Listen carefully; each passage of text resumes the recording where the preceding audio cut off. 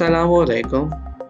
Welcome back to my channel and thank you for all the support. एक और नई और इन्फॉर्मेटिव वीडियो के साथ आपकी खिदमत में हाजिर हूँ। और मेरी कार की ब्रेक लाइट्स काम नहीं कर रही हैं, जैसे कि आप देख सकते हैं। रियल वर्ल्ड सिनेरियो में ये बहुत ही ख़तरनाक और डेंजरस सिचुएशन की तरफ आपको ले जा सकता है। तो हमेशा अपनी ब्रेक लाइट्स, हेडलाइट्स, इंडिकेटर और हॉर्न को चेक कर लिया करें, क्योंकि आपकी और आपकी फैमिली की सेफ्टी सब बहुत अहम है।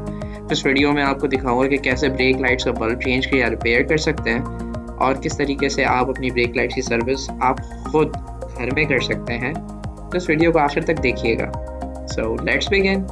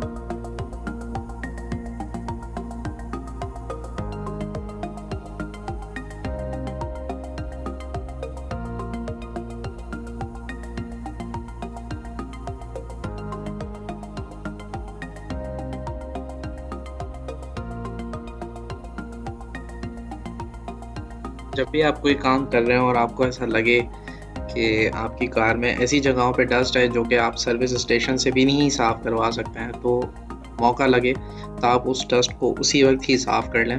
तो मैं इस वक्त नॉर्मल घर में जो इस्तेमाल होने वाले टूथब्रश होते हैं जो फारिग पड़ा हुआ होता है, तो मैं उसकी मदद से इसको साफ़ करूँगा। उसके बाद जो आप क्लिप देख रहे हैं उसके ऊपर मैं टेपिंग कर दूँगा, और उसके बाद इस एरिया को वॉश करूँगा। वॉश करने से ये होगा कि अंदर जो इतने सालों से इसके अंदर जो डस्ट जमा हो गई भी थी, तो वो साफ़ हो जाएगी। तो हमेशा आप मेक श्योर करें कि थोड़ी सी एक्स्ट्रा एफर्ट करके अगर आप और बेटर रिजल्ट की तरफ जा सकते हैं, तो हमेशा कोशिश करिए। तो अब आगे की वीडियो देखिए।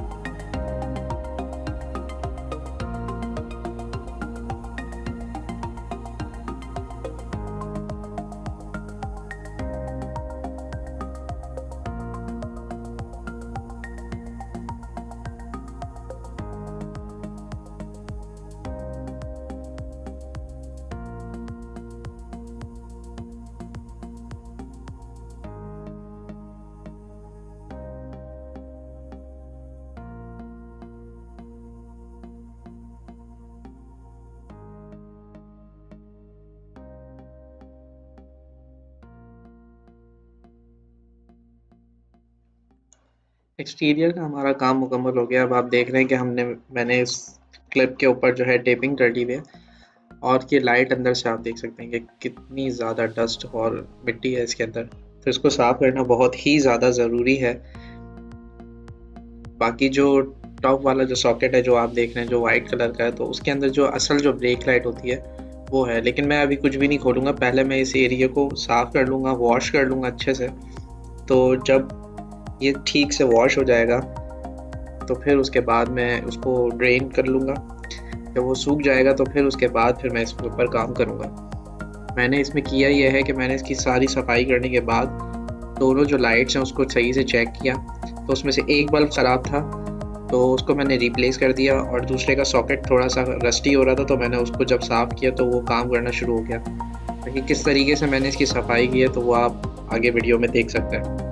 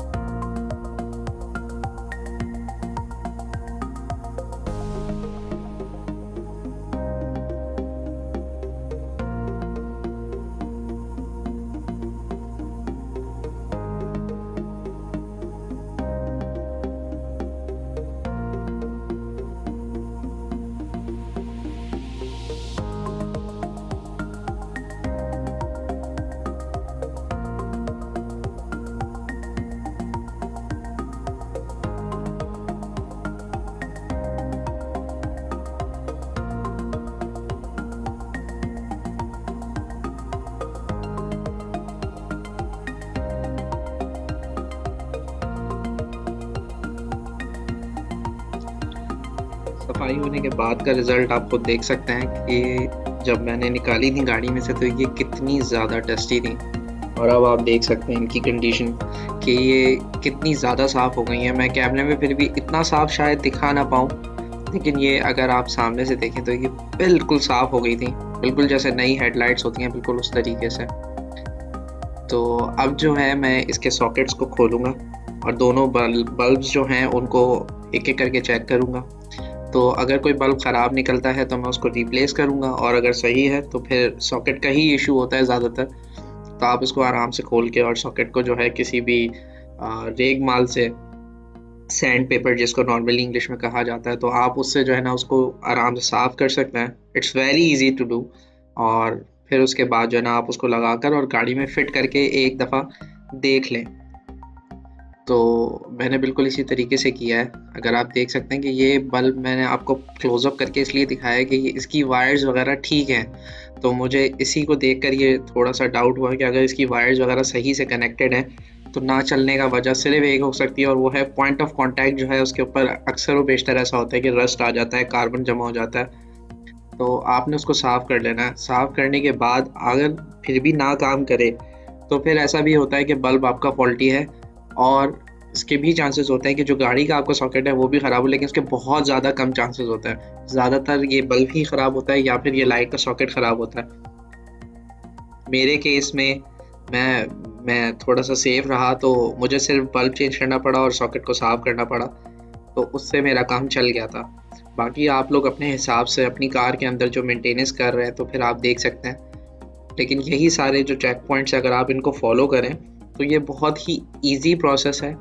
बहुत आसान करके मैंने आपको दिखाया है, और ये सारे वो काम हैं कि जिनके लिए हम लोग बहुत परेशान हो जाते हैं। हम मैकेनिक्स के पास चले जाते हैं। मैकेनिक जो है उसकी वायरिंग वगैरह जो है वो उतने आराम से नहीं निकालते हैं, तो अगर कोई चीज़ ऊपर-नीचे हो जाती है कि तो उसमें फिर क्या होता है कि आपको नुकसान होता है। फिर आपको फ्रस्ट्रेशन भी होती है कि एक छोटा-सा काम था और फिर उसके अंदर इतनी ज़्यादा मेहनत भी नहीं थी। लेकिन इससे ज़्यादा बेहतर ये है कि फर्स्ट टू मेक श्योर कि आप जो काम घर में खुद से कर सकते हैं, और इसमें अगर आपने पूरा ओवरऑल नोट किया हो, तो जिससे मैंने इसके बोल्ट्स खोले थे, सिर्फ़ वो एक वाहिद टूल है जो मैंने इस पूरी वीडियो के अंदर यूज़ किया है। बाकी जो सोपी वाटर आप देख रहे हैं जो मैं स्प्रे गन से यूज़ कर रहा हूँ, वो सिंपल मैंने घर में जो आपके सर्फ़ होता है, जैसे आप कपड़े वगैरह धोते हैं, तो आपने वो सर्फ़ ले लेना है, और आपने लेना है लिक्विड सोप। लिक्विड सोप जो आपका घर में डिशवॉशर सोप होता है वो लेना है। उन दोनों को आपने बराबर क्वांटिटी में मिक्स करना है। बॉटल के अंदर पानी वो के साथ मिला लें, आप उसको मिक्स कर लें और आप उससे करें, तो उससे होगा ये कि दोनों ही से जो है ग्रीस और डस्ट जो है वो बहुत अच्छे से साफ़ हो जाएगा, और आपको ज़्यादा जो है उसके ऊपर फ़ोर्स अप्लाई करने की ज़रूरत नहीं है। तो ये 2 टिप्स हैं आपके लिए, जो कि आगे चल के आपके लिए बहुत ज़्यादा काम आएँगी, and I hope that you save money from all of this. और ये छोटे से काम हैं, ये बल्ब भी कोई ज़्यादा एक्सपेंसिव होते नहीं हैं, तो आप इसको ईज़िली ये मार्केट में अवेलेबल होता है, तो आपकी गाड़ी और मॉडल के हिसाब से ये आराम से मिल जाता है। It's very easy. तो आप बस ये इस वीडियो को देखकर अगर आप कुछ सीख जाते हैं, अगर किसी एक इंसान का भी भला हो जाता है, तो मुझे ऐसा लगता है कि मेरी वीडियो बनाने का मकसद पूरा हो गया।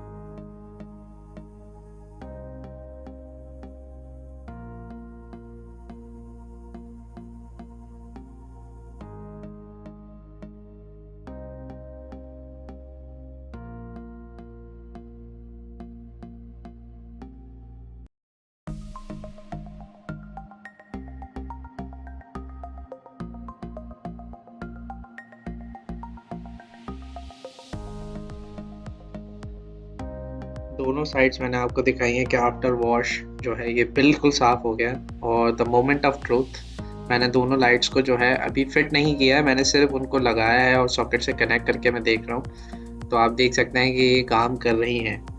तो जस्ट टू मेक श्योर कि मैं इसको बोल्ट ऑन फिक्स करने से पहले जो है मैं हमेशा मेक श्योर कर लेता हूँ कि चीज़ जो है वो सही काम कर रही है, ताकि मुझे दोबारा से उसको खोलना ना पड़े। तो बस दोस्तों, आपने देखा इस वीडियो के अंदर कितना आसान था। तो बस अब मैं जो है इसकी फिटिंग दोबारा से करूँगा और आई विल मेक श्योर कि ये दोबारा अगर कभी होता भी है तो मैं इसको घर में ही ट्राई करूँगा फिक्स करने के लिए। तो वैसे तो मैंने इसको काफ़ी एहतियात से किया है, तो आई एम डैम श्योर कि ये अब जो है दोबारा मसला नहीं होगा। और अगर आपको मेरी वीडियो अच्छी लगी है और अगर इससे आपको लगता है कि आपको फ़ायदा हुआ है, तो प्लीज़ इस वीडियो को ज़रूर लाइक करिएगा। आई वुड रिक्वेस्ट यू कि इसको आप दूसरों में भी शेयर करें, हो सकता है कि किसी के काम आ जाए, किसी को कोई हेल्प हो जाए। और अगर आप चाहें तो मेरे यूट्यूब चैनल को सब्सक्राइब कर सकते हैं। I am trying to reach out 1000 subscribers.